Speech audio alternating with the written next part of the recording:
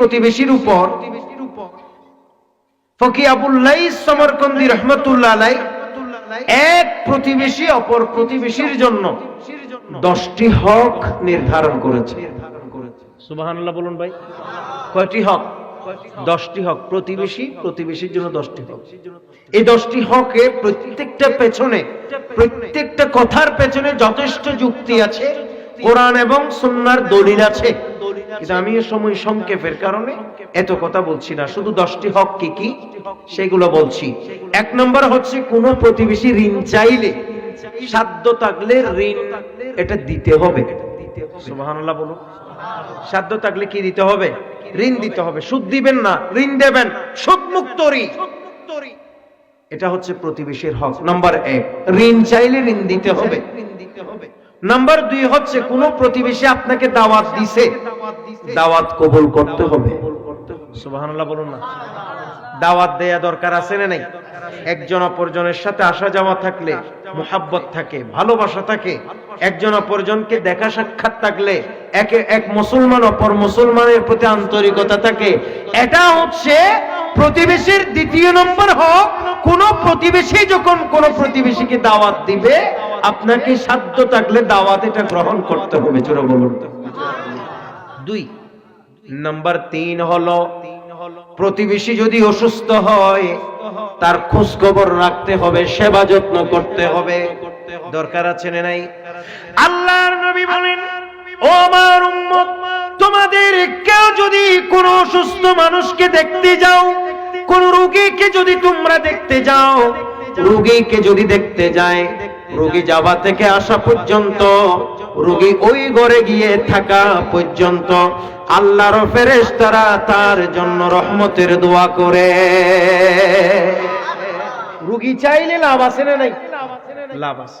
আর এখন একখানা সর্দি হইলে মতো করুণা হই হই দাই যাবে, মানুষের ফুড়াই দেখো তো অমুক তো করুণই, আসলে আরাম করুণই দেন ন যাই বললে হয়তো নিজেও যাইতো না, মানুষেরও যাইতো দিত না। এলে আছে না নাই? এগুলা গুনাহ, এগুলা হারাম। নাম্বার 3। 4 নম্বর হচ্ছে প্রতিবেশী যদি কোনো বিষয়ে সাহায্য কামনা করে, ওই প্রতিবেশীকে সাহায্য করতে হবে। সুবহানাল্লাহ বলুন না ভাই।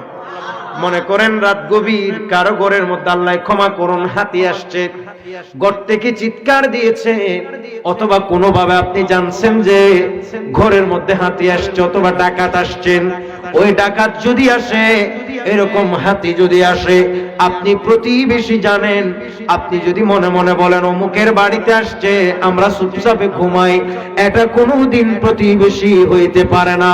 প্রতিবেশীর দায়িত্ব হলো তাড়াতাড়ি সমস্যার সমাধানের জন্য সাহায্য করা। কথা কোন ঠিক কিনা? সাহায্য করবে, এটা প্রতিবেশীর 4 নম্বর হক। নাম্বার 5 হচ্ছে প্রতিবেশী ভালো কোনো কাজ করলে তাকে ধন্যবাদ দিতে হবে, তার শুকরিয়া আদায় করতে হবে। সুবহানাল্লাহ বলুন। কি দেখো সমাজ ব্যতিক্রম, প্রতিবেশী একটা ছেলেরে মানুষ বানাইছে, এটা রাত দেখতে পারতেছে না মানুষ, হাদিতে কিল্লে তো বড় হইছে।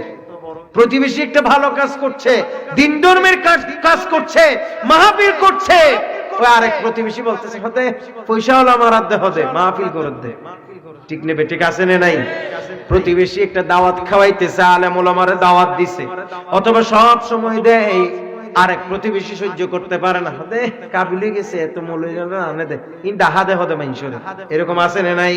খবরদার, প্রতিবেশীর দায়িত্ব হলো এরকম ভালো কোনো কাজ করলে আপনার বলা উচিত, ভাই তুমি অনেক ভালো কাজ করতেছো, তোমাকে মোবারকবাদ, তোমাকে ধন্যবাদ। এ কথা বললে প্রতিবেশী খুশি হয়ে যাবে। কথা বলুন ঠিক কিনা? নাম্বার 6 হলো ইন্তেকাল হলে জানাজা পড়বে। কোন প্রতিবেশী মারা গেছে, তার জানাজা পড়া দরকার আছে না নাই? সেই প্রতিবেশী মূল্য জানাজা যাবে। আবার বহুত কি গরজ নাই ফান গড়ি থাকে, অথবা নৌফুন ফান গড়ি থাকে, অথবা মাইকত থরিতে নসিনে ফান গড়ি বই থেকে এলে আছে না নাই? এগুলি করা যাবে না। প্রতিবেশী যদি মারা যায় কোন মুসলমান, তার জানাজার নামাজ পড়তে হবে। নাম্বার 7 হচ্ছে প্রতিবেশী ঘরে নাই, তার অনুপস্থিতিতে তার বাড়িঘর দেখতে হবে। সুবহানাল্লাহ বলুন না। আমরা এখন কি করি, কোন ঘরের মানুষ নাই, আর এক প্রতিবেশী এসে তার ছাগল চুরি করে নিয়ে যায়, তার মুরগি জবে করে খাই ফেলে, তার ঘরে ইট চুরি করে ফেলে, তার ক্ষেত খামার নষ্ট করে ফেলে।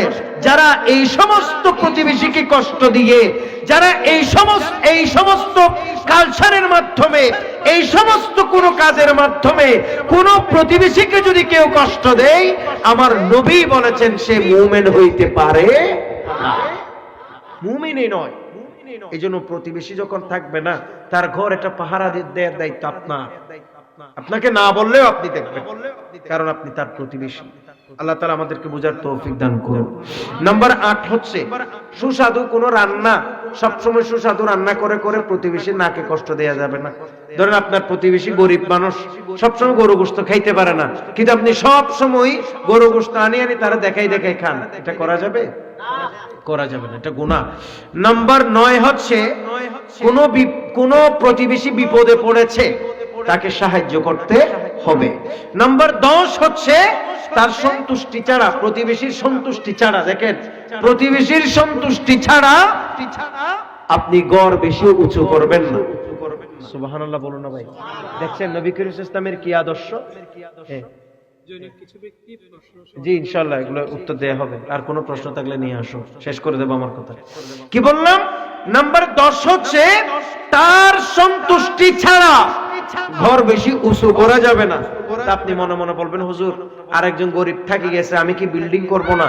হ্যাঁ অবশ্যই করবেন। আপনি কি 10 তলা করবেন না?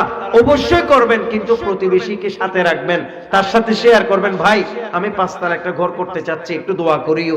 এই যে আপনি তার কাছে দোয়া চাইলেন, তার সাথে কথাটা শেয়ার করলেন, সে আপনার উপর সন্তুষ্টি হয়ে যাবে। এই 10টি হলো প্রতিবেশীর হক।